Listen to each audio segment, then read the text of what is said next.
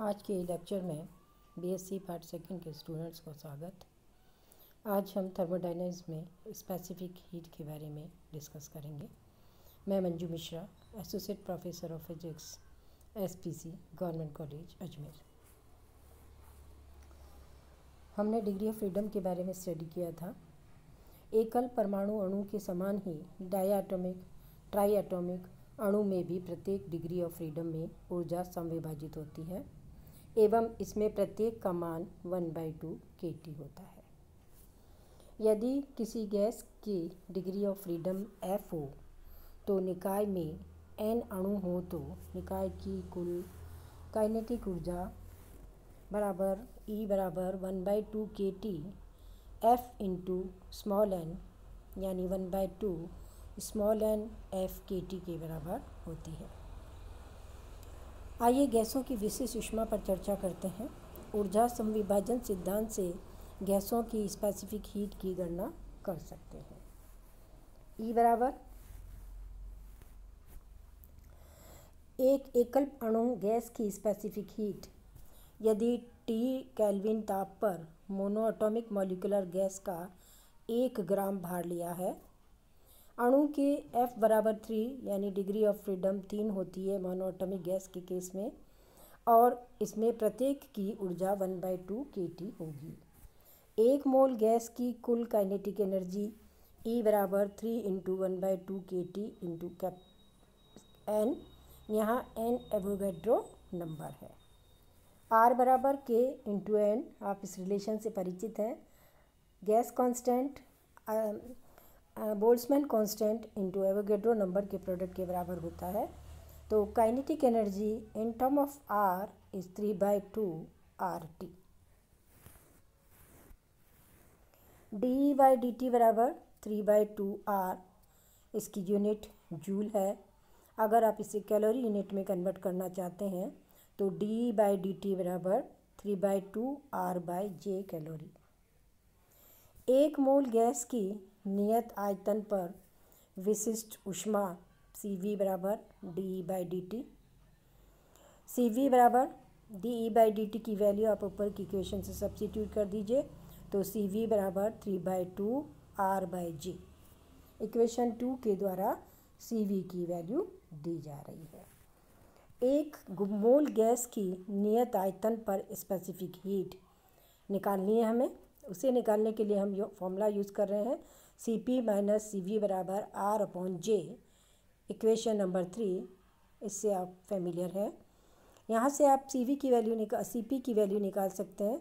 CP बराबर 3/2 R/J plus R/J which is 5/2 R/J, equation number 4। R की value 8.32 joule है। J की value 4.2 joule प्रति कैलोरी होती है। इक्वेशन 2 और 4 से इक्वेशन 2 से हमने CV की वैल्यू निकाली 3/2 R/J।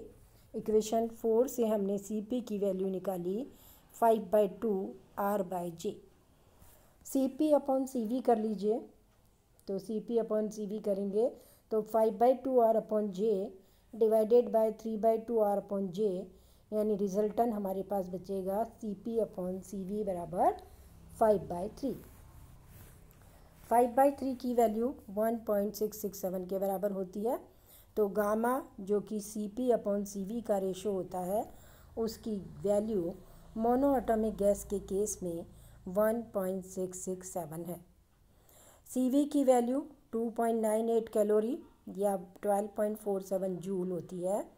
CV की वैल्यू 4.968 कैलोरी या 20.78 जूल होती है। हम यहाँ बात कर रहे हैं मोनोएटॉमिक गैसेस की।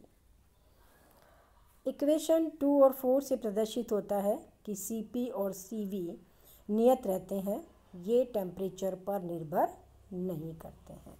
इनके फॉर्मूले में कोई भी टेम्परेचर संबंधी टर्म नहीं आ रही है। प्रैक्टिकल वैल्यू भी इस तथ्य की पुष्टि करती है। आइए अब हम चर्चा करते हैं डायटोमिक परमाणु अणु गैस की विशिष्ट ऊष्मा के बारे में। डायटोमिक मॉलिक्यूल गैस की डिग्री ऑफ फ्रीडम 5 होती है इस पर हम डिग्री ऑफ फ्रीडम आर्टिकल के समय चर्चा कर चुके हैं। अतः एक अणु की कुल ऊर्जा 5/2 kT होगी। अगर हम 1 मोल गैस की ऊर्जा देखना चाह रहे हैं तो E बराबर 5/2 kT into N in term of R E बराबर 5/2 RT। इक्वेशन 6 हमें E की वैल्यू दे रहा है। हमें CP की वैल्यू निकालनी है CV की, तो CV बराबर DE/dt। 1 मोल गैस की नियत आयतन पर विशिष्ट ऊष्मा CV बराबर 5/2 R जूल। DE/dt कर लीजिए, इक्वेशन 6 यूज़ किया है। CV बराबर DE/dt विच इज़ 5/2 R। एन इसकी यूनिट है वो जूल है। अगर आप इसे कैलोरी यूनिट में लिखना चाह रहे हैं तो CB बराबर 5/2 R/J कैलोरी। नियत ताप पर CP बराबर CV प्लस R के होता है, तो CP बराबर 5/2 R plus R in term of joule it is 7/2 R। CP बराबर 7/2 R जूल एंड CV बराबर 5/2 R। जूल यूनिट है तो दोनों की यूनिट हमें जूल लेनी है। CP/CV कर लीजिए, CP/CV करेंगे तो CP की वैल्यू अभी 7/2 R/J है। इक्वेशन 10 से in term of calorie divided by J, ये कैलोरी फॉर्म के अंदर CV की वैल्यू रखा हुआ है। R और J की वैल्यू अगर हम यहाँ पे रख देते हैं, डायटोमिक गैस के बारे में बात कर रहे हैं, तो CP की वैल्यू 4.96 कैलोरी आती है और CV की वैल्यू 6.94 कैलोरी होती है। गामा बराबर CP/CV।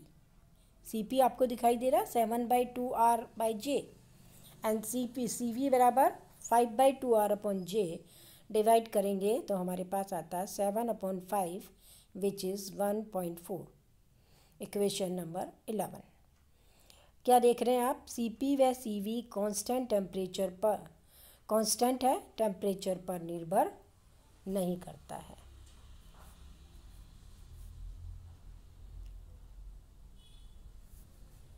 इस इक्वेशन को देख के हमने क्या कंक्लूजन निकाला?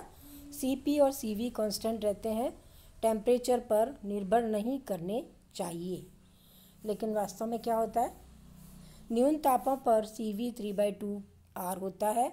जैसे जैसे टेम्परेचर बढ़ता जाता है, बढ़ाया जाता है, CV की वैल्यू 5/2 R हो जाती है कि और बढ़ती है और अंत में 5/2 R हो जाती है। ये देखिए, पहले क्या थी इसकी वैल्यू 3/2 R, फिर यहाँ से यहाँ तक ट्रांसलेशन एनर्जी है यहाँ पर T टेम्परेचर पे, और उसके बाद में ट्रांसलेशन एंड रोटेशनल एनर्जी आ जाती है। इसकी वैल्यू 3/2 R से 5/2 R हो जाती है CV की वैल्यू। CV के मानों में परिवर्तन का स्पष्टीकरण क्वांटम मैकेनिक्स से दिया जाता है। घूर्णन गतिज ऊर्जा क्वांटाइज होती है। घूर्णन काइनेटिक एनर्जी के प्रथम स्तर तक उत्तेजित होने के लिए एक न्यूनतम ऊर्जा की आवश्यकता होती है। इस ताप से नीचे रोटेशनल काइनेटिक एनर्जी नहीं होती है। CV की वैल्यू 3/2 R होती है। जैसे जैसे टेम्परेचर बढ़ाते हैं, गैस के अणु घूर्णन की उत्तेजित अवस्था में आते हैं।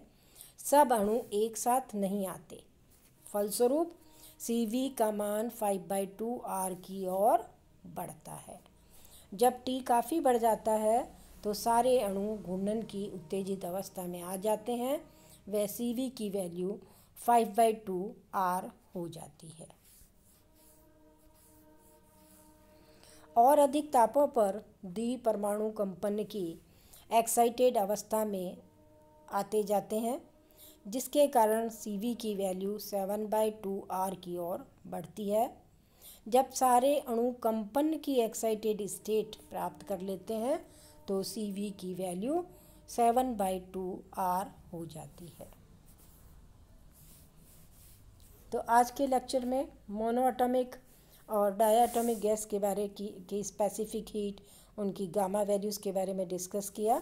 आने वाला लेक्चर में हम ट्राईएटॉमिक गैस के मॉलिक्यूल्स और पॉलीएटॉमिक गैस की स्पेसिफिक हीट पर चर्चा करेंगे। धन्यवाद।